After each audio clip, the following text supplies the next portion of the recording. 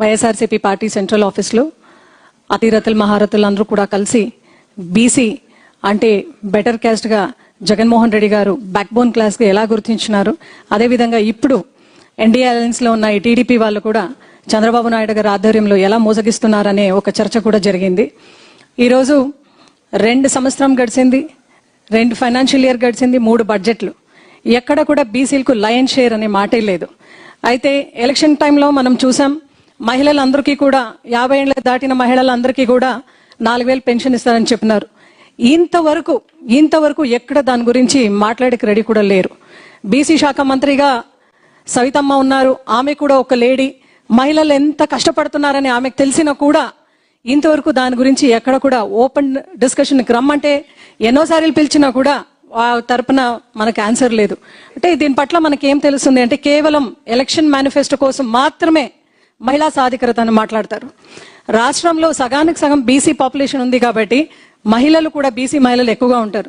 గతంలో మనం చూసినాం 18,000 ఇస్తూ జగన్మోహన్ రెడ్డి గారు బీసీలను నడిపించే కార్యక్రమం ఎకనామికల్లీ, ఫినాన్షియల్లీ, పొలిటికల్లీ కూడా అండ్ రిజర్వేషన్ ఇస్తూ మమ్మల్ని నడిపించినారు. ఈ రోజు మేము అడుగుతున్నాం, అలాంటి ఒక రిజర్వేషన్ మీరు ఈ రోజు అందరికీ కూడా జగన్మోహన్ రెడ్డి గారు చేసినారు కదా, అందరూ మాట్లాడుకుంటున్నారు, అందరూ తలుచుకుంటున్నారు, ఎక్కడ పోయినా కూడా ఆయనకు జనాదరణ పెరుగుతుంది అని చెప్పి ఈరోజు మీరు అసెంబ్లీలో 34% రిజర్వేషన్ బీసీలకు అని చెప్పినారు. చంద్రబాబు నాయుడు గారికి ఒక డైరెక్ట్ క్వశ్చన్, ఈ రోజు స్టేట్లోనూ మీరే ఉన్నారు, అదేవిధంగా సెంట్రల్లో కూడా మీరే ఉన్నారు. మీరు అనుకుంటే ఎన్డీఏ అలయన్స్ లో మీరు ఉన్నారు కాబట్టి ఇదేం పెద్ద పనేం కాదు. మీకు అసత్యం ఇది జరగదు అని తెలిసిన తర్వాత కూడా ఆ ఒక్క అబద్ధాన్ని మీరు నిజం చేసే ఒక తరుణంలో గతంలో మీరు మేం ప్రపోజ్ చేసినప్పుడు మీరు కోర్టుకు వెళ్ళి ఆపినారనే ఒక పాయింట్ మీరు మర్చిపోయి ఈ రోజు అపహాస్యకు గురి అయినారు మీరు. ఎందుకంటే ఈ మాట ఎందుకు చెప్తున్నానంటే చాలా కులాలకి 140 కులాలు ఉన్నాయి, చాలా కులాలకి మీరు ఎన్నో ప్రామిస్ ఇచ్చినారు. కురుబ కులానికి ఎలక్షన్లో మీరు చెప్పినారు, గుడికట్ల పూజారులందరికీ కూడా 5,000 హానోరేరియం ఇస్తామని చెప్పినారు. 2 ఏళ్ళు గడిచింది, ఇంతవరకు దాని గురించి ఎక్కడ కూడా మీరు మాట్లాడడం లేదు.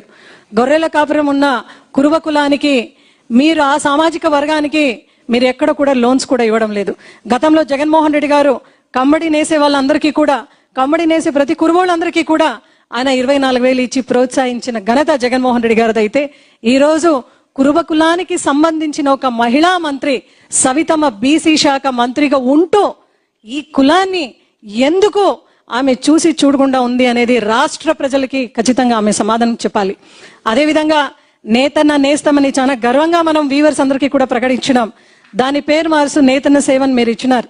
మీరు మొన్న ఇచ్చినప్పుడు ఒక పెనుగొండని ఎగ్జాంపుల్ గా నేను తీసుకుంటే ఒక సోమందేపల్లి మండలంలో 210 మందికి మాత్రమే అర్హులని ఇచ్చినారు. గతంలో ఇదే మండలంలో మేము 600 పై చిలుకలు వీవర్స్ అందరికీ కూడా మేము జియో ట్యాగ్ చేస్తూ చాలా ట్రాన్స్పరెన్సీగా ఆ పార్టీ ఈ పార్టీ అనుకోకుండా అందరికీ కూడా మనం ఇచ్చినాము ఈ నేతన నేసం. మరి ఈరోజు మీరు ఎందుకు ఇవ్వలేకపోతున్నారు? అంటే కేవలం మీ పార్టీకి సేవ చేసిన వాళ్ళకి మాత్రమే ఇది వర్తిస్తుంది అంటే మళ్ళా ఇతర బీసీ కులాలకి మీరు ద్రోహం చేసినట్లే కదా. టైలర్ ఉండొచ్చు, రజకులు ఉండొచ్చు, అదేవిధంగా నాయ బ్రాహ్మణ్స్ ఉండొచ్చు. గతంలో వాళ్ళందరినీ కూడా మేము గుర్తించినాం, 10,000 ఆనరేరియం ఇచ్చినాం. ఎందుకంటే ఆ కుల వృత్తి అంతరించి పోకూడదు, దాన్ని ప్రోత్సహించాలని జగన్మోహన్ రెడ్డి గారు చాలా పెద్ద మనసుతో ఒక బీసీగా ఆలోచించి వాళ్ళందరికీ కూడా ప్రోత్సహించడం. ఈ రోజు ఆ కులాలను అందరినీ కూడా మీరు అసలు పట్టించుకునే ఒక పరిస్థితిలో మీరు లేరు. ఆ రోజు చంద్రబాబు నాయుడు గారు 11 ఫెడరేషన్స్, కార్పొరేషన్స్ బీసీలకు మీరు ఓపెన్ చేస్తే జగన్మోహన్ రెడ్డి గారు సీఎం అయిన వెంటనే 56 చేసినారు. మళ్ళా ప్రతి ఒక్క ఫెడరేషన్ చైర్మన్స్ కు ఒక చైర్మన్ పెట్టు ఆ కులాల్లో ఒక అధ్యాయం చేపించిన వ్యక్తి జగన్మోహన్ రెడ్డి గారు. ఈరోజు చంద్రబాబు నాయుడు గారికి ఒకటే మాట అడుగుతున్నాం, ఈరోజు మీరు బీసీ కమిషన్ పెట్టామంటున్నారు కదా, శాశ్వతమైన బీసీ కమిషన్ పెట్టే ఒక దమ్ము ధైర్యం మీకుందా అని అడుగుతున్నాను.